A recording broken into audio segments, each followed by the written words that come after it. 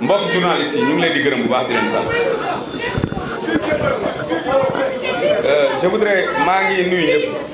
di sant ñëpp di leen gërëm ci li nga xamante ni moom mooy seen déplacement di gërëm sama collègue maire yi président wax na ko léegi mais ku def lu baax ngërëm li du doy ndax dañ ñu remplacer ci wàllu xaalis ñoom ñoo génnee seen xaalis financer seen campagne jël seen doole seeni oto ànd ak man ci département bi et ñoom ñi ñëpp ñoo ma gënoon a mérité tey titre maire bi donc ma leen di sant bu baax di leen gërëm lim naa leen sànq ma jaaraat ci rek le golden boy mon jeune frère Bilal donc moom mooy maire Kër Massar Sébou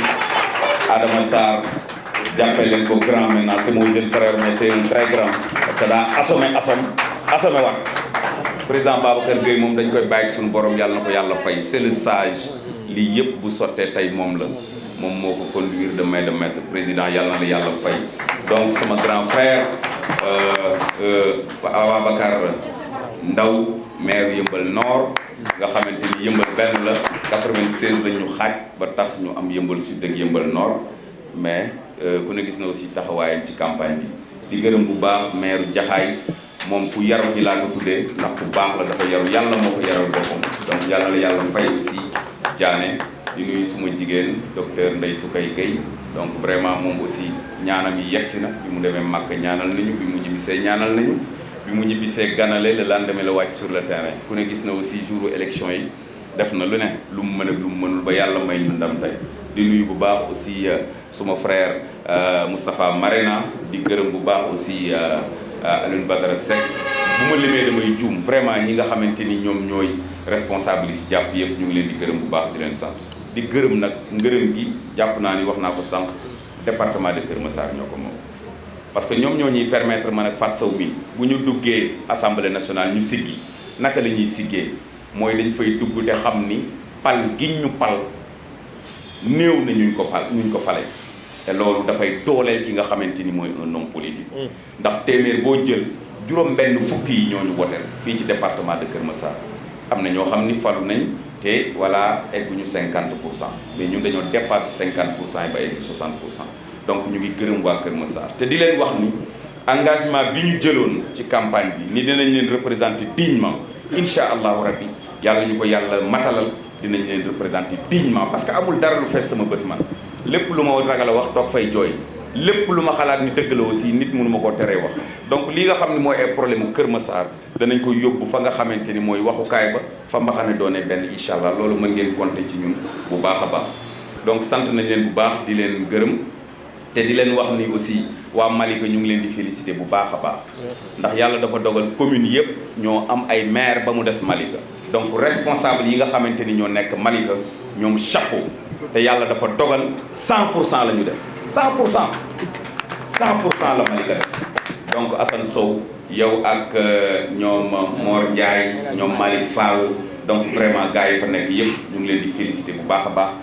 ci victoire bu am solo bi ngeen am lii mooy firndeel ni élection locale yi Yewwi moo ko gagné woon ca Malika dañ ko sàcc lii moom leeral na lépp leeral na carte gi dañ ko sàccoon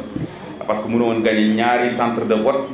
ñu benn centre de vote ñu gagné la ko te centre de vote bi ñu la gagné dañoo buuree ndax dañoo voté ba 23h ñuy gagné nañu la donc ku ne xam na ni dynamique bu Yewwi moo fi nekkoon ci élection locale yi donc félicitations à Malika donc li nga xamante ni moom laa bëggoon a wax aussi mooy bi fi Ousmane Sonko ñëwee waxoon nañ cohabitation lañ waxoon par force mooy am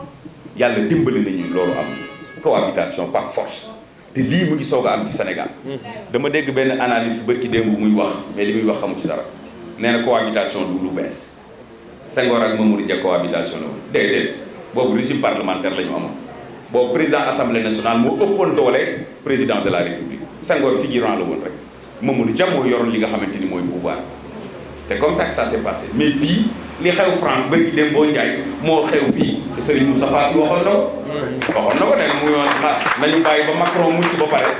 ñu xëy Macron daanu alors tey Macky Sall daanu na cohabitation par force parce que nag li résultat yi génnee mooy boo dajalee opposition bi yëpp am nañ juróom-ñett fukki député ak ñeent juróom-ñetti fukki député ak benn moo ci des moom la Macky Sall am fan lay jaar ba fal président assemblée nationale fan lay jaar ba fal premier ministre te waxtaanu la opposition bi fan lay jaar ba nommé ay membre gouvernement te waxtaanu la opposition bi fan lay jaar ba jàllale loi yi te waxtaanu la opposition bi loolu mooy cohabitation ñiy wax naan cohabitation day taal de réew xamuñu li ñuy wax adduna moo toll foofu donc nañu sant ci turu leader yi xam naa ni dinañ ko defal seen bopp nañu sant askanu Sénégal ñoom ñi nga xam ni jël nañ seen responsabilité fexe ba tey cohabitation ak Macky Sall am donc incha allah danañu dem assemblée nationale jël présidence assemblée nationale bi pour l'opposition toute l'opposition réunie nag laa wax ñëpp képp ku bokk opposition yaa ngi ci biir parce que 84 députés la ñuy am proposer li nga xamante ni mooy premier ministre former les membres du gouvernement doxal te nag li ci am solo mooy Macky Sall moom abaan na gas na jàpp ni troisième mandat moom fii ci réew mi moom dañ koy tere te jeex na moom amatul moom parce que nag caaxaan baaxul troisième mandat pare na ci li ko dese parce que ku ne xam na ni amuñu moom benn problème amuñu moom benn xaar ma yàlla c'est un sénégalais ñuy ay sénégalais bataa sama gënal pomme de terre ku ne sañ na koo wax bokkuñu APR opposition la ñu bokk ñi bokk APR nee nañ bokkuñu opposition APR la ñu bokk ku ci ne sañ nga ko wax waaye nag du tere ñu wax ko dëgg gi ñu koy wax mooy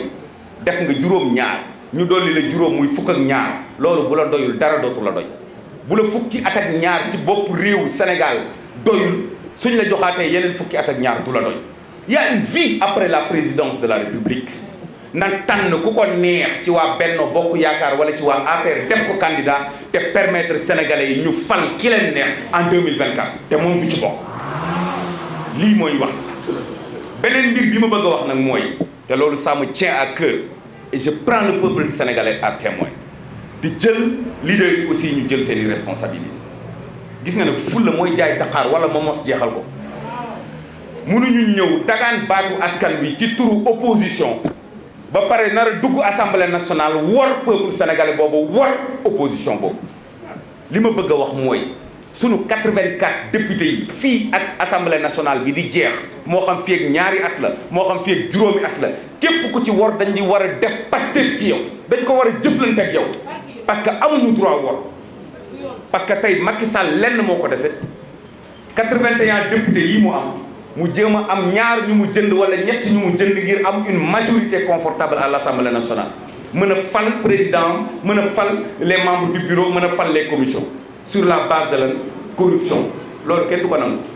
man je prends l'engagement en tant que député bépp député boo xamante ni opposition moo la fal nga dugg assemblée nationale def leneen dem ci Macky Sall dinaa ko jëflante ak yow te je demande au peuple sénégalais ñu jëflante ak yow le moment venu lii laa bëggoon a def ay précision parce que tey wax naa ni tey moom moo parole bi président conseil départemental moom parole bi ak sama gars yi nga xam ni voilà golden boy ma jox la kàddu ko